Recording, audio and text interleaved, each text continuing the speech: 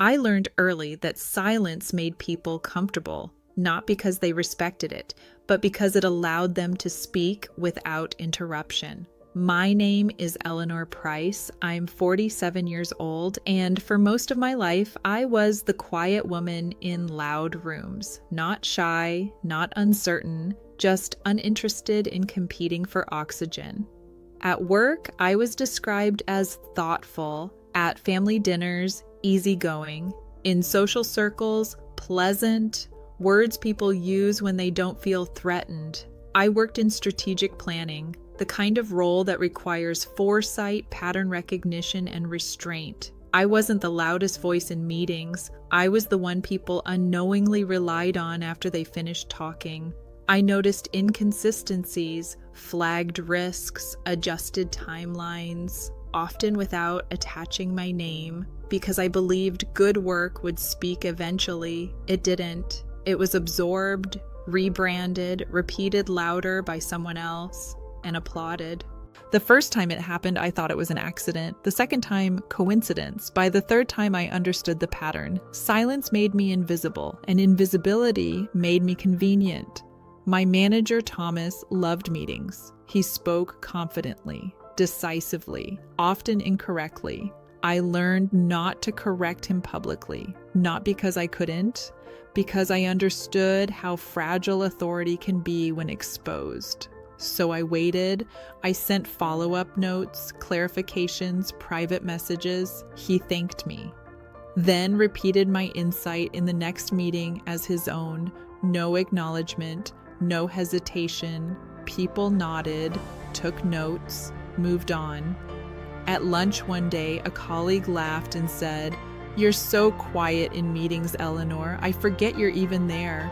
She meant it as a joke. Everyone laughed. I smiled. Because correcting people socially requires energy I was no longer willing to spend. At family gatherings, it was the same.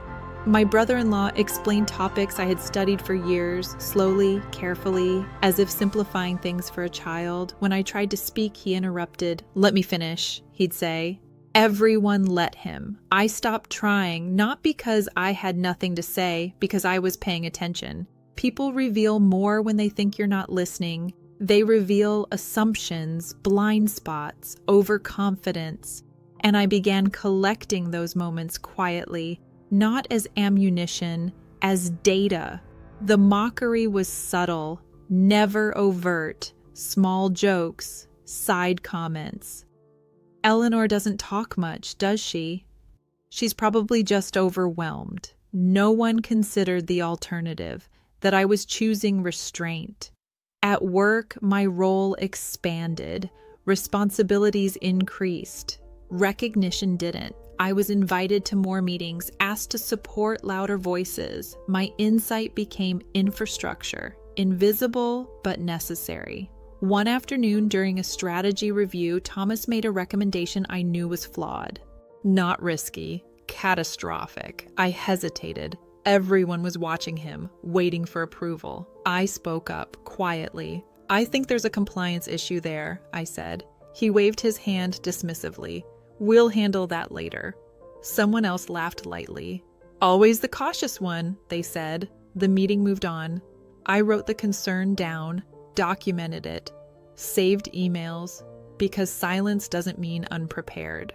Weeks later, the issue surfaced exactly as predicted.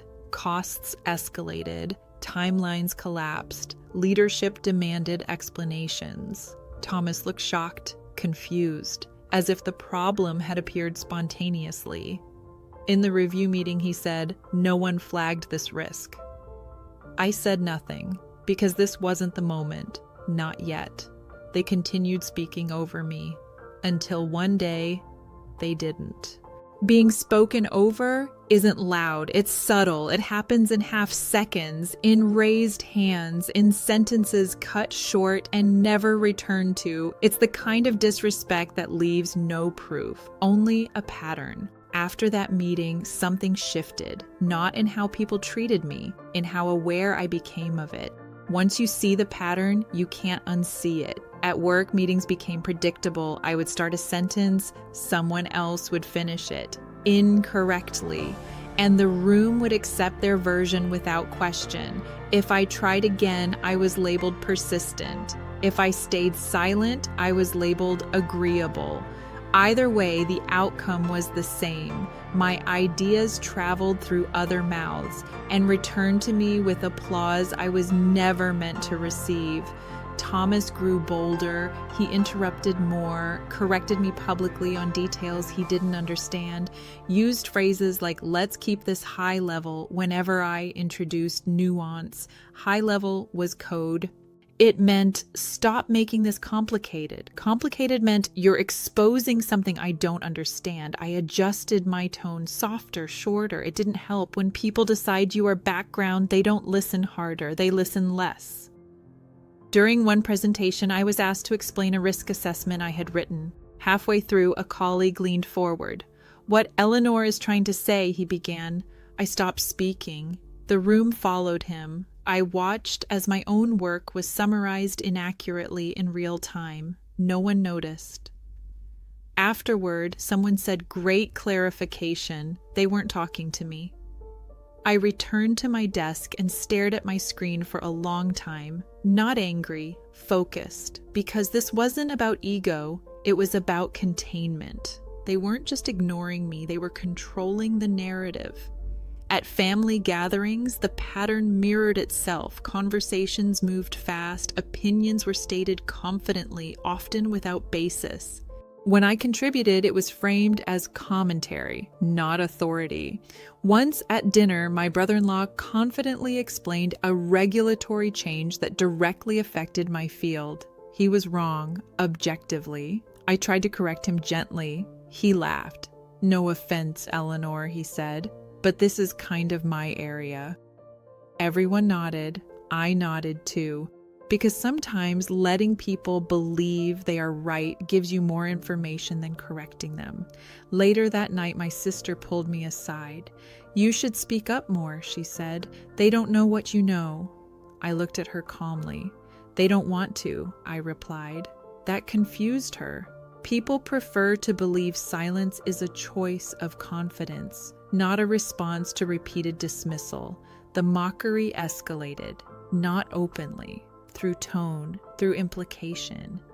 "You're so quiet today," someone would say, smiling, as if quiet were a flaw, as if volume were credibility. At work, I was excluded from decision-making conversations about projects I had built. I would find out afterward, through emails, through updates that assumed my agreement. When I asked questions, I was told, "We didn't want to overwhelm you." Overwhelm. Another word people use when they want to feel considerate while being dismissive. I began documenting everything, not as revenge, as record, dates, statements, contradictions. I saved emails where my concerns were ignored, meeting notes where my ideas reappeared under different names. I stopped correcting, stopped clarifying. I let the record speak quietly. People underestimate silence. They think it's absence. It's not. It's observation. And observation is dangerous when paired with patience. Thomas crossed a line during a quarterly review. I was presenting metrics I had spent weeks preparing. Halfway through, he interrupted. "Let's not get lost in the weeds," he said. "The takeaway is simple."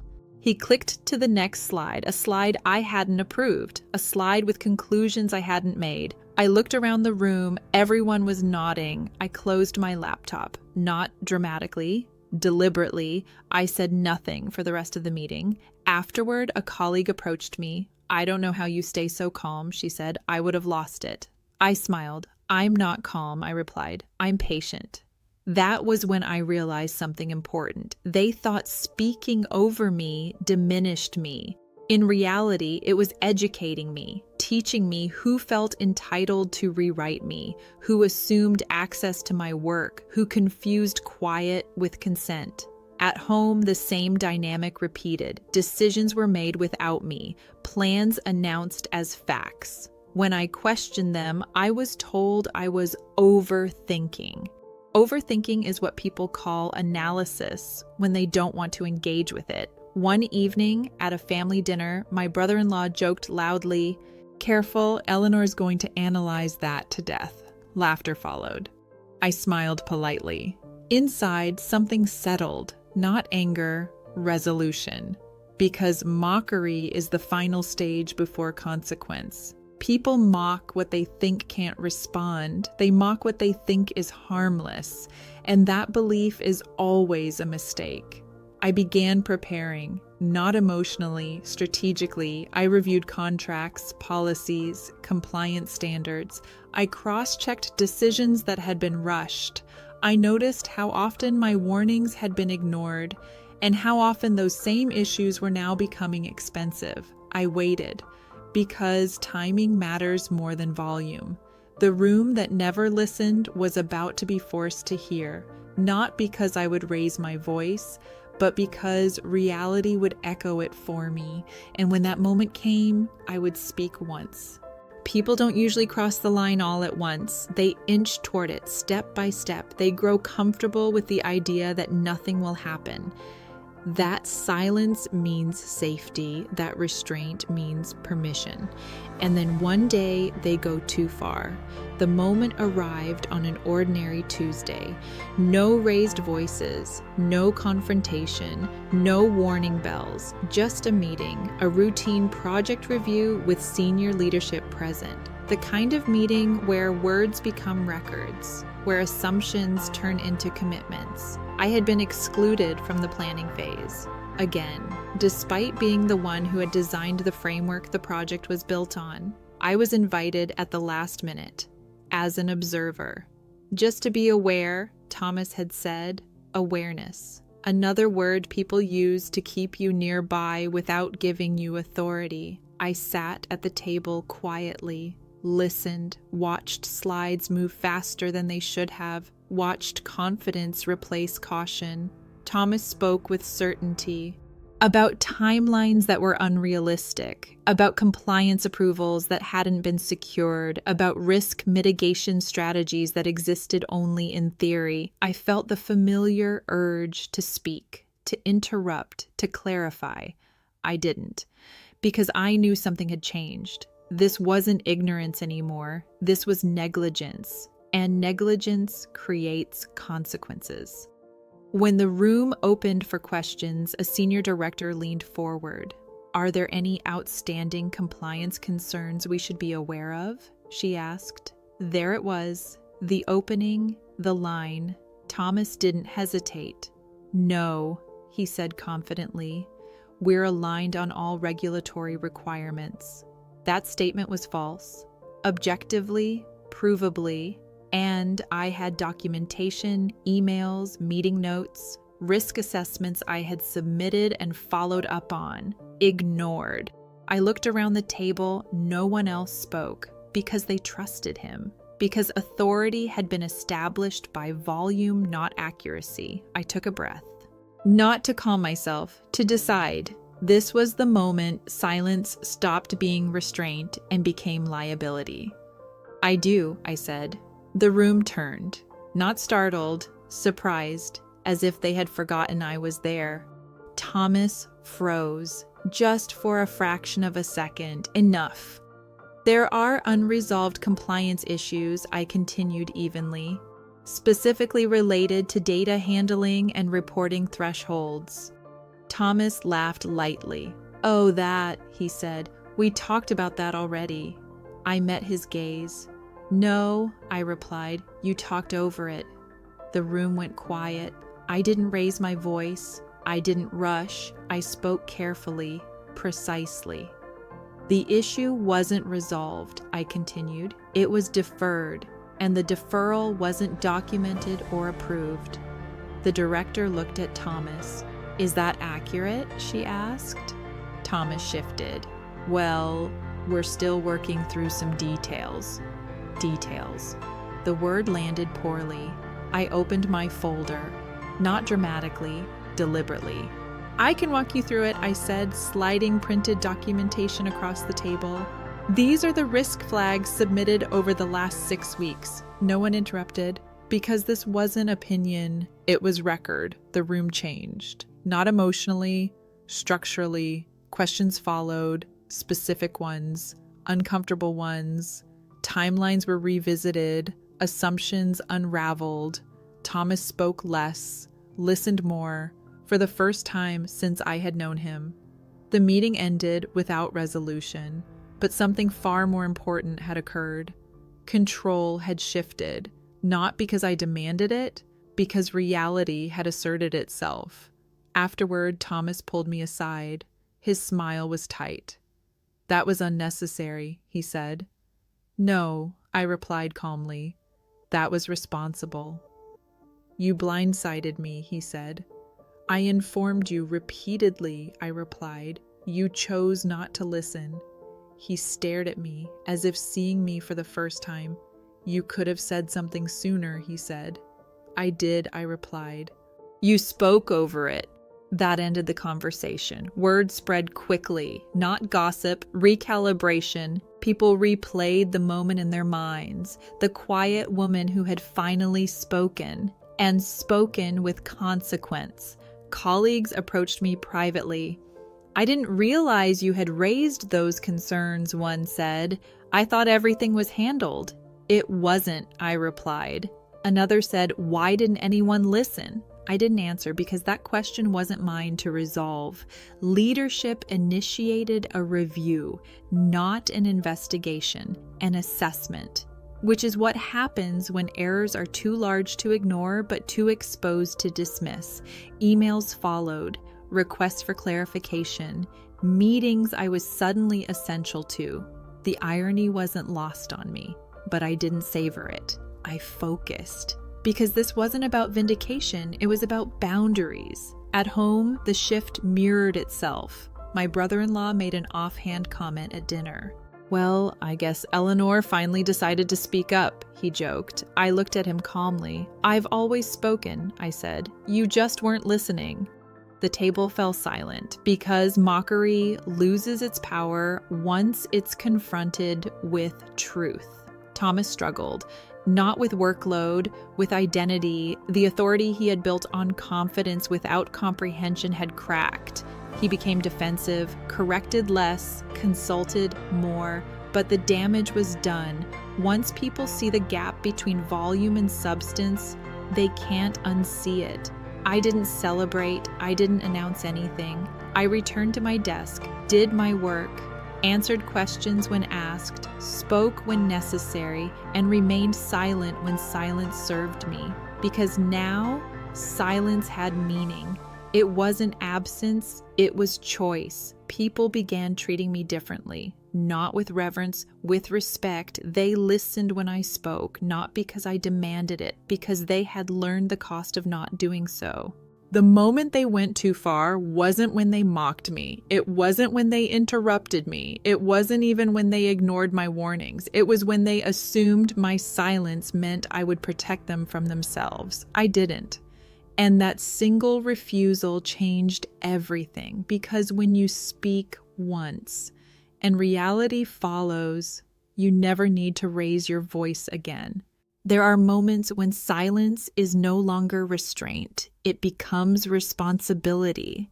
And there are moments when a single sentence carries more weight than years of careful observation. This was one of them.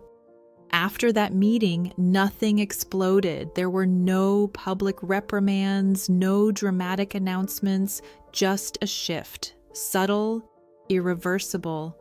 People adjusted how they spoke around Thomas, how they checked facts, how they prepared before meetings. He noticed it before anyone acknowledged it, because insecurity sharpens perception. He started arriving earlier, staying later, over-explaining. He asked for my input more frequently, not collaboratively, cautiously, as if hoping proximity might restore what had slipped. It didn't. Authority doesn't return once it's been redefined. It just gets managed. Leadership scheduled a follow-up review, a closed-door session. I was invited explicitly. That detail mattered. The room felt different this time, quieter, not tense.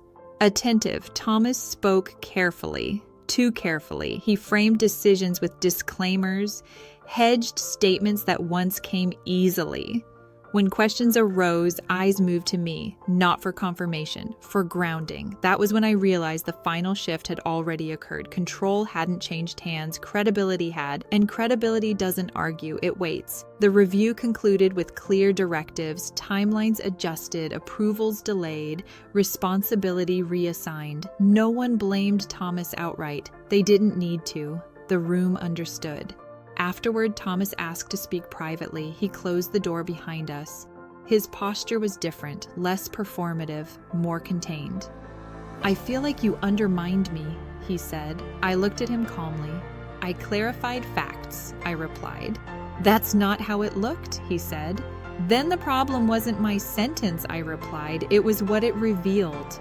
He didn't respond. He paced once, then stopped. "You could have handled it differently," he said. I nodded. "I did," I replied, "for months." That was the sentence. Not loud, not sharp, final. It ended the conversation because it ended the debate. There was nothing to refute, no counterpoint to silence followed by documentation.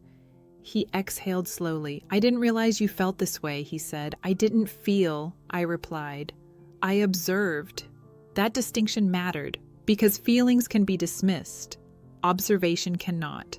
From that day on, Thomas stopped interrupting. Not just me, anyone. He consulted more, deferred more. And slowly, his presence shrank to fit the space he actually understood. He wasn't fired, he wasn't humiliated, he was recalibrated, which, for someone who relied on volume, felt worse. At home, the ripple continued, family dynamics shifted subtly. My brother-in-law stopped explaining things to me, not because he suddenly respected me, because he sensed a boundary he didn't know how to cross. At dinner one night, he made a comment about overanalyzing. I met his gaze. "Analysis prevents consequences," I said. No one laughed. The joke died where it stood. That was enough. I didn't become louder. I didn't become aggressive. I became precise. I spoke only when necessary, and when I did, people listened, because the sentence I had chosen carried precedent. They knew I wouldn't waste words. Colleagues treated me differently now, not deferentially. Carefully. They brought me into conversations earlier, asked for input before decisions, not because I demanded it, because they had learned what happens when insight is ignored. One afternoon, a new team member asked me something quietly. "How did you get them to listen?" she asked. I smiled faintly.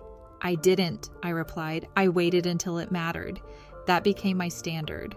Wait until it matters, speak once, let reality do the rest.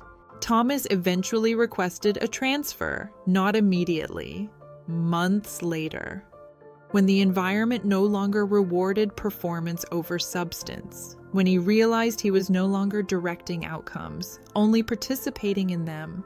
He didn't say goodbye, he didn't need to. The absence spoke for itself.